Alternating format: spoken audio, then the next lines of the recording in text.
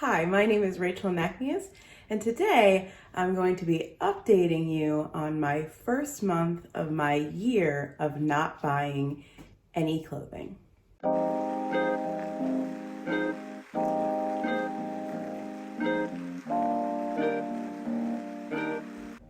Welcome back, and thanks so much for coming back for my update on how it went in January not buying any clothing for the first month of my no-buy year.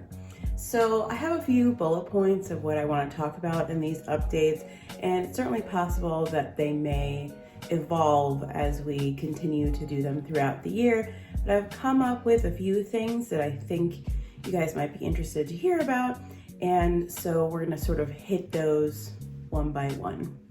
And the first question, of course, that I feel is necessary to answer in this kind of an update is whether or not I successfully sort of stuck with my resolve to not purchase any new clothing. And the answer is yes. I didn't buy any new clothes in January. And so that part of the equation all went swimmingly. And then the next thing that I want to talk about is whether or not, despite not buying anything, I actually acquired anything new into my wardrobe. And the answer to that question is yes. I do expect that in future months, as I'm doing this challenge, that I will have some months where I don't buy anything and I also don't acquire anything new at all. But this month, I was very fortunate to receive a gift and a couple of sort of hand-me-downs, which were also technically gifts. So I want to talk about those really quick. I'm not going to go into a ton of detail, but I have them here. I'm going to show them to you because you guys are kind of telling me that you want to see things, see me like hold up objects, wardrobe objects on screen. And I know you probably want to see me try some stuff and show you things from my wardrobe on screen. So as we're going, as I'm learning, as I'm getting better at making these videos for you, hopefully we're going to be doing some more of that. So we'll start today with this sort of little baby step. And the first thing that I have to talk about is sort of the most major item I would say that I acquired this month. So if you watched my previous videos, then you probably know that I went to London this month for 10 days, and I did see some clients there. That was not my reason for going. I just did that while I was going anyway, because it's always good for me to get a little time with clients who otherwise couldn't see me when I'm traveling. However, the reason why I went was because my mom was also going for work, and she asked me kind of if I wanted to come along with her. And so we made that trip sort of together. And we knew that we wouldn't be able to spend a ton of time together in London. And when we left, I anticipated that we probably would only be able to see each other at dinner times on most of the days, which is what we did. We would sort of do our own thing during the day and then have dinner together while we were there, which was really, really nice. But as it turned out, because of a late change in my mom's schedule, we were able to spend some of our time together during the day on the last weekend together. And so of course my mom wanted to go shopping. I was her personal stylist before I was anybody else's, and so she likes to take the opportunity to shop with me when she can. Of course, London is an amazing place to shop. And while we were there, she really wanted to also be able to gift me something and urged me to see if I could find something or pick something that I liked. And there were a couple of different options that I looked at. I did look at getting a handbag. There were some that were on sale from Marnie. But at the end of the day, I decided that none of the options was totally perfect for my wardrobe, and they were not inexpensive. So I didn't want my mom to gift me something that I didn't know for 100% a fact that I was going to use a lot. So without further ado, what she did get me are these lovely, lovely pair of, hang on, gotta reach for them. These lovely, lovely pair of sneakers. And some of you who have known me and my work for a long time are probably flabbergasted that this is what I chose to get. But I guess you could say I was really inspired because as I was walking around London, there were so many women on the street walking around in their sneakers, and cute sneakers, nice sneakers, as they were going around, because London is the kind of place where it's kind of infuriating to even try to get anywhere without sort of walking or walking to public transportation and then walking from there to where you're going. Trying to drive in that city just often feels like a waste of time. You're often sort of going in circles that if you walked, you could go much more directly. And so the people there do a lot of walking. And when I was there, I did a lot of walking. And fortunately, I brought a different non-sneaker pair of shoes, but that worked really well for walking purposes and could sort of coordinate with my outfits. I wouldn't wear these with every kind of outfit, but I did see a lot of women there wearing black sheers, even with dresses and sneakers. And I thought it was cute, and I thought for future times when I'm sort of traveling around and I know I'm gonna be walking a lot, that something like this that's really beautiful is something that I would get a lot of good use out of. So these are made by Balenciaga. This sort of leather effect on them is absolutely beautiful. Of course, I like sparkles. They're kind of showing up pretty flat on screen, but in life they are glittery. And I think I'm going to enjoy using these, even though they will not be daily shoes for me on a regular basis. I wear flats, but I will use them for days when I'm walking around a lot. So item number 1. And then the other things were hand-me-downs from doing some closet cleanouts. One is also from my mom. Periodically, I help my mom clean out her closet, and we've been recently working through because about a year ago or so, my mom had lost a significant amount of weight, enough that it changed her size and a lot of things that she owned. And so we've been sort of going through and figuring out what even still fits her, what could be tailored, what just needs to be giveaway. And one of the categories that had a lot of giveaways was sweaters, because knit items, often there's just really nothing you can do to tailor them. And so I did keep for myself a giveaway item from her closet. I kind of can't even believe this fits me, but I was just looking at it sitting on the bed as we were going along and thought, like, I think that'll be fine for me. So it's just like a purple cashmere sweater. And then the only thing remarkable about it is that it has this split on the left side of the hem. And yeah, it's worn, it's built, it's not like a new, fresh, like gorgeous thing by any means, but I took it just because honestly, as opposed to like lounging around the house in a sweatshirt, I think having something cashmere that just feels really good against the skin is sort of delicious, and it doesn't have to be in perfect or beautiful condition to do that job. So I figured I would get a little more life out of it and took that off of her hands. So that's item number 2.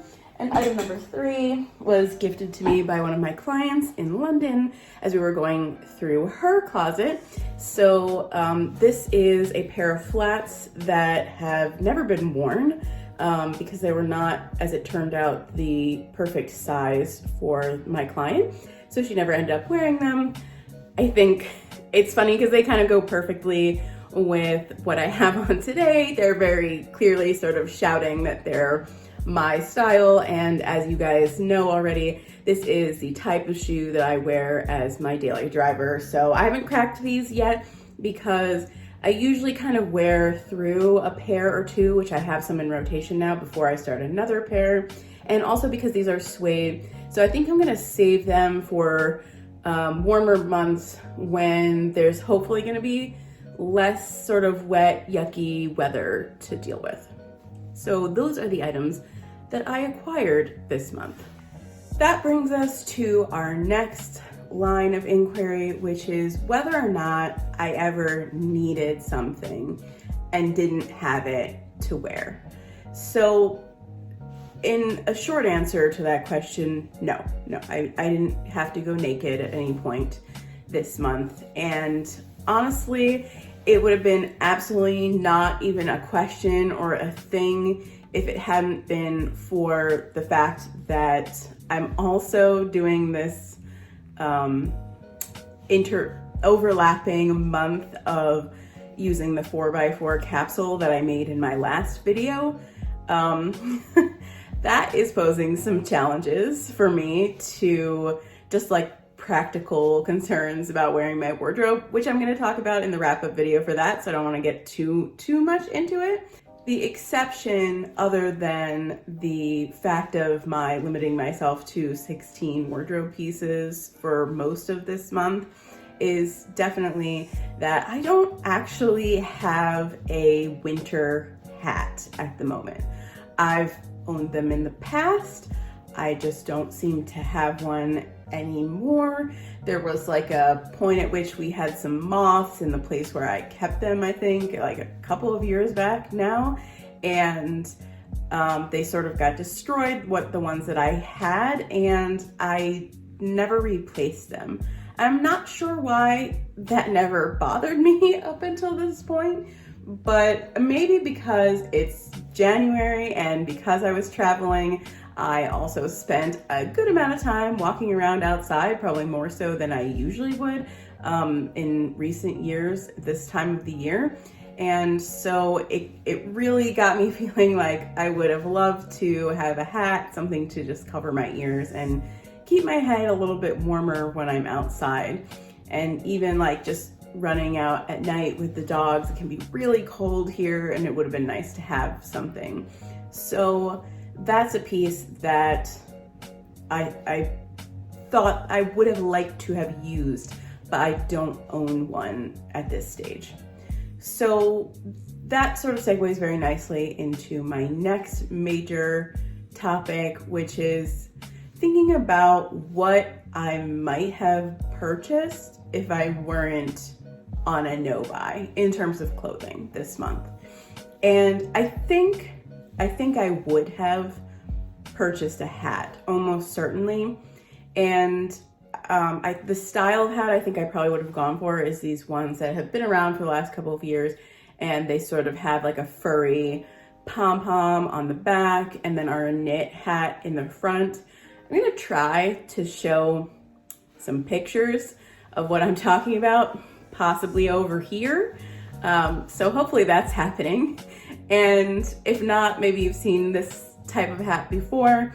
I also found some just poking around. I wanted to play around and see like if I were not on a no buy and I were looking for a hat without like having any reason not to, you know, what would I have bought? I think it's actually pretty likely I probably would have picked one up when I was in London, but just searching around for one, like being here at home and looking online and seeing what I could find, I did find some that had like this sort of knit beret style on the front and a pom-pom on the back, just a little softer around the face, often a little more flattering kind of a style for me. I don't know, I'd have to see how they looked, but I think I probably would have purchased something like that. And I did look just for fun, because I think at the end of the year, I'd like to see, you know, like how much I might have spent on my wardrobe, or how much I think I would likely have spent on my wardrobe by the end of this year had I not been on the no buy. Not because I need to not spend that on clothes, but I'm just honestly curious, because it's not something that I keep like a really tight budget on regularly. So I'm just curious. But a lot of the hats that I was looking at were sort of somewhere in the $70 to $90 range, which to some people probably sounds like a lot of money for a hat. But knowing where I'm at with my wardrobe at this phase, I probably would have only wanted to buy a hat that I thought that I would keep for several years, and that would be really high quality and that would be really beautiful. And I probably would have, you know, been the sort of buyer at this stage that wanted to buy one hat that would work with pretty much any of my coats and that I could wear for years to come. And so based on what I was shopping for, it looks like that's about what it would have cost to get me there. And then the next thing, which I've been thinking about for a while, I even was toying with the idea of it at the end of last year. Now I'm kind of like a little bit kicking myself for not getting one, but I mean, maybe it's for the best. So I'll just say what it is so you can follow what I'm talking about. It's a padded headband. And again, hopefully there's going to be like a picture up here for you guys to see what I'm talking about. But they're these really thick headbands that have been like wildly trendy. And I'm not a person who's always about jumping on every trend, and most of them I have no interest in whatsoever, but I just think these are so cute. They remind me, first of all, of like Renaissance or medieval kind of headpieces, which I think is really fun. And they also remind me of when I was in college. I used to wear headbands quite a lot, and then I sort of fell off of it. And sometimes I've tried it in recent years, but sometimes I think they make things a little too flat around the crown of my head. But having that little volume that's created by the pad itself, I think could maybe counterbalance that. I don't know. I haven't even put one on my head, so maybe I would hate it, but I think they're really cute. And I've seen a lot of versions of them that have like little crystals or little pearls or things that are very my style. And I think just generally they kind of jive with my sense of style and the kinds of accessories that I like to wear. And I don't have many hair accessories at this stage. I do have a couple. I have some little pearl clips. I have like a little crystal headband, but I don't have a lot of that kind of thing. And I think I would have probably, hopefully, tried not to spend a lot of money on that.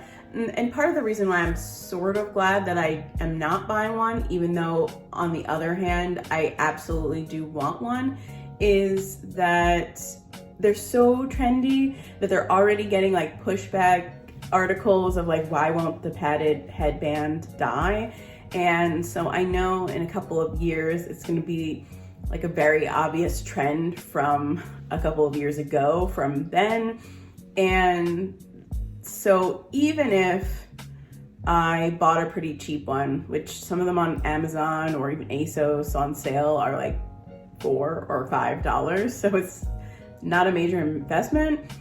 But then again, it's like, even for $4 or $5, it's still like purchasing an item that is semi-disposable because of how trendy it is. And I'm just not sure how I feel about that at this stage. It doesn't feel great. I'll just put it that way. I don't know whether that's something that I will rigidly adhere to like forever in the future, but it is something that I'm thinking about.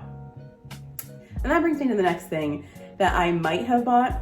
So when I was in London, I got this email from Eloquii.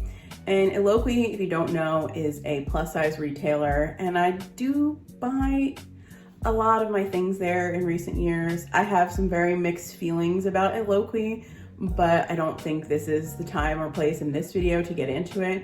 But let me know if you guys want to hear what I think about Eloquii or what I think about some other plus size brands that I shop from, because I definitely have some feelings. But nevertheless, feelings aside, Eloquii is a brand that I frequent often enough. And I got an email from them and just had this gorgeous pink blouse, organza with a huge bow at the neck. Again, hopefully be showing it at the screen. And as soon as I saw it in the email, my gut instinct was, I want that. I need to have that. It's everything that I'm about. And then of course, like seconds later, remembered that I'm not buying anything, so fine. And at the time, I decided like not even to click through or look at it. It helped that I was also traveling, so it caught me when I was like getting ready to leave the place where I was staying. And so I didn't end up even clicking through and looking at it until much later. And by the time I did look at it later, it had actually sold out. So apparently I wasn't the only one who thought this blouse was everything. I do have, like in retrospect, not even in retrospect, even like at the time, I could also see that I might not have loved it actually as much as I love it in theory, because it does come up quite high on the neck. It is also sleeveless, so that really limits the utility. And I'm not even totally sure if the color would be ideal for me in person, and thinking about pairing it with my wardrobe items. I mean, I probably would have worn it with a black skirt, but that's pretty much it. So there's some question marks to be raised about this piece, even though on the theoretical level and on the level at which it sort of tugs at my heart, it's way up there. I'm not sure if it would have been a perfect purchase. I did also, another time while browsing some of the new releases at Eloquii, see this little black top with a puff sleeve, and I don't have anything like this, and this item I think it's just got enough with that different fabric on the sleeve and the style of the piece to make it a unique enough basic black top that I would be interested in it. And I know I would wear it. It's sort of the main body of the top is a knit, is a jersey material. And those are often some of the tops in my wardrobe that I wear the most because they're sort of comfortable, they're easy to throw on, you can wear them with a lot of things, you can kind of dress them up, dress them down, whatever. And so I know I would get a lot of use out of that particular item, and it probably would have been a good purchase. I mean, arguably maybe I don't need another black top, but I have sleeveless black tops and long sleeve black tops, but I don't think I have any short sleeve black tops in my wardrobe right now, so it wouldn't be a direct dupe of anything else that I have. So I do think it would have been a good buy. It was $45.95, and I expect that that other pink blouse was possibly around the same price point, maybe a little more, maybe a little closer to $60. So I think it's distinctly possible, although not likely, just because at this stage when I do buy things, I usually do hesitate I usually do stop and think about it for a little while if it's not something that I know for sure I have a burning need for in my wardrobe.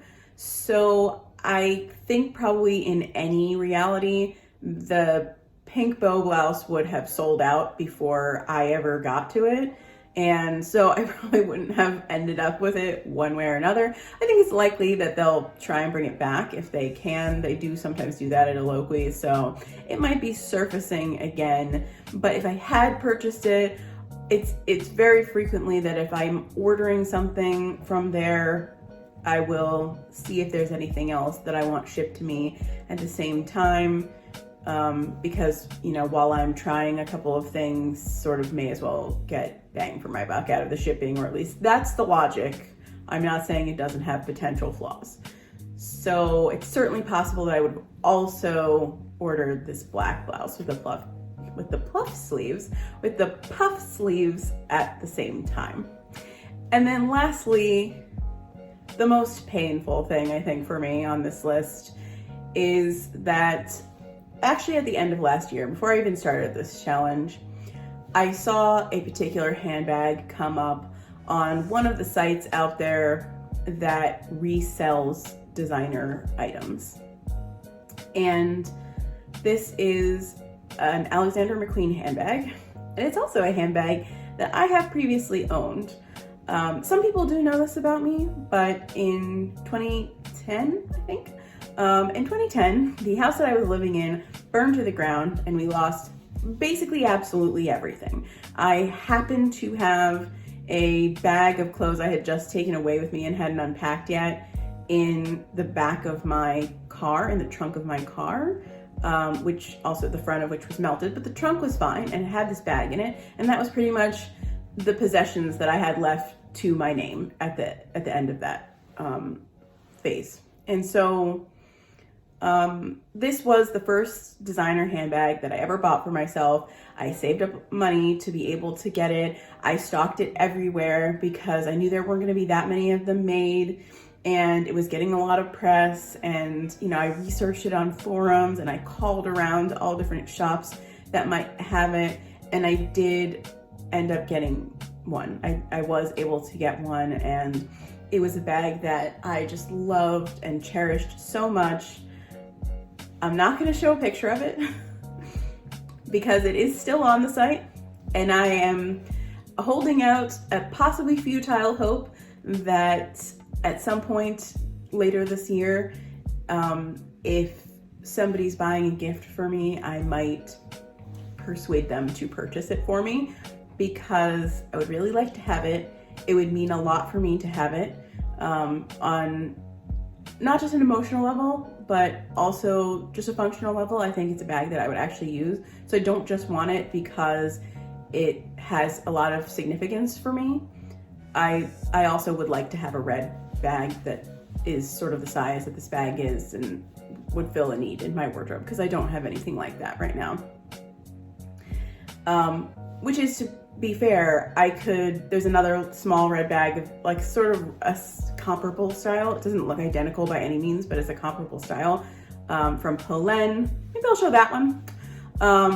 That I've also been looking at for a while, which is part of their permanent collection, and I could kind of buy it anytime that I'm ready. So that would fill the need fine. It's just that this particular Alexander McQueen bag has this sort of big emotional weight behind it for me, and I would love to own it again, but I'm not going to buy it for myself anyway, because that's sort of not part of where I'm at the moment. So that was a little tough, and I'm not sure whether I actually even necessarily would have immediately absolutely purchased it if I weren't doing the no buy, because it's massively less money than I paid for the bag. It is a used bag. It's not in perfect condition. That doesn't bother me at all, though. I kind of like to get my designer bags that way anymore, just because the retail prices on high quality bags at this point have gone up just astronomically, even in the last 10 years. It's easily twice as much for the same type of a bag when you're looking at designer bags now as it was back when I originally purchased this particular bag. So I'm not at all certain that I would have bought it if I weren't on a no buy, but I'm definitely not going to buy it now.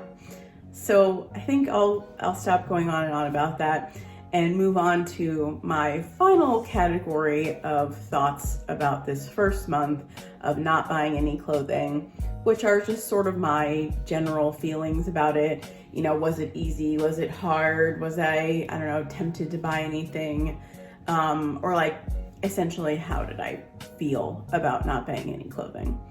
And on that score, I think I've been racking my brain about this, and I think the reason why is because the number one thought I have is just that it's not a big deal, and I don't really think about it that much. That's the honest truth. Like, I do think about it probably at some point, like almost every day, but that I think has more to do with the fact that I'm doing it publicly on my YouTube channel than the fact that I'm just doing it. If it were for that, I think it would only come up every so often when, you know, I saw something I would otherwise be interested in, or I was talking about, you know, clothing purchases for some reason, or whatever. But even so, even though that I'm making these videos and this has become more of a major big deal for me on that level, it's not a big deal for me emotionally. And it's not like difficult for me to keep myself from buying things. At most, it's sort of a little bit annoying on things like the hat, where I would have a functional use for that piece, and it would be really nice to have that and just increase my sort of comfort in life and in using my wardrobe. But it's a minor annoyance at most. So I do want to talk more in the future about how I got to the point where doing this is just so not a big deal and is almost the obvious thing to do for my wardrobe at this stage. But I think that's kind of a video unto itself, is how I became ready to do a painless year-long no-buy. And I was actually considering filming that video before this, but I wanted to get this check-in out for you guys and tell you how the first month went. And I also am going to be doing a check-in and a whole talk about my 4x4 in a week when I've finished the first full month of wearing those 16 pieces. And both of these things factor into some of the stuff that I want to talk about in that video, or that I want to say first. So I will be filming a video talking about how I came to the point where not buying anything is effortless and easy, and it doesn't even really cross my mind too much to buy something.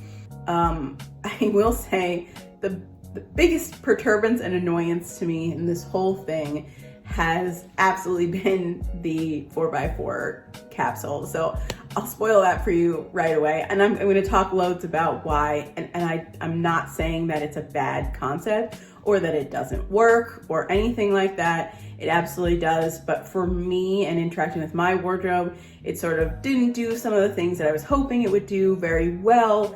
And it also did do some things that have been annoying. So on that level, I think if I hadn't been doing that at the same time, it would have been even less so that I was thinking about the fact that I was doing any of this on any kind of a daily basis. And mostly, as I've said in previous videos on this topic, mostly when I look at what I could purchase, I don't, because I know it's not perfect for me anyway. I can sort of already run through the simulation of what would happen if I did buy that thing and know how it would go and know that it would not be ideal, and so just not buy it. And that is what I have been doing regularly. So continuing to do that, but just doing it, you know, instead of 80 or 90% of the time I even thought about buying anything, doing it 100% of the time is just not that big of a deal. So I wish I had something more dramatic to tell you about how this has affected me. I think I am a little bit, I don't want to say disappointed, but a little bit disappointed that I haven't had more time this month, or haven't been able to use this challenge to invest more in styling the things that I have. And I realized during this month that part of that is more so due to my general level of organization of the things that I do own than to, you know, how much or little I have or anything like that. So I do also want to do some decluttering. I'm on the fence now that I've thought through it as to whether filming some of that would be useful for this challenge. So let me know in the comments if you want to see me declutter stuff, because I'm open to it. I want to do it anyway, partially because if I'm going to try to actually find a true place for some of my things, like particularly my accessories are the thing that's really kind of out of control. If I'm going to try and find a true place for them, then I want to first pare back to the ones that I know that I'm going to want to keep for essentially forever and ever. So let me know if you want to see a video on that. I do. I hope that going forward for the next month, I'm going to talk about some of my ideas for this in my capsule wrap-up video, which I'm now making, you know, the most anticipated thing ever. But I'm going to talk about these plans, but I do want to do more styling of outfits. I was hoping that that was going to facilitate that happening, and it didn't not, but also didn't do it at the level that I was expecting. So we'll talk about that more later, but I do want to continue to develop how I'm wearing my pieces a little bit more. And I am a little bit disappointed that more of that didn't happen this month, but we've still got 11 more months of no buy to go. So hopefully you're gonna come along with me. And thank you guys so much for watching my super long-winded, overly long chitty-chatty videos about this topic. I hope that this has been helpful for you. I hope that you have some ideas maybe now about how you'd like to interact with bringing new items into your wardrobe. And I'd love to hear in the comments about what you've been doing this year so far and how it's been going for you. So with that said, Thanks again for being with me, and I'll catch you guys in the next video.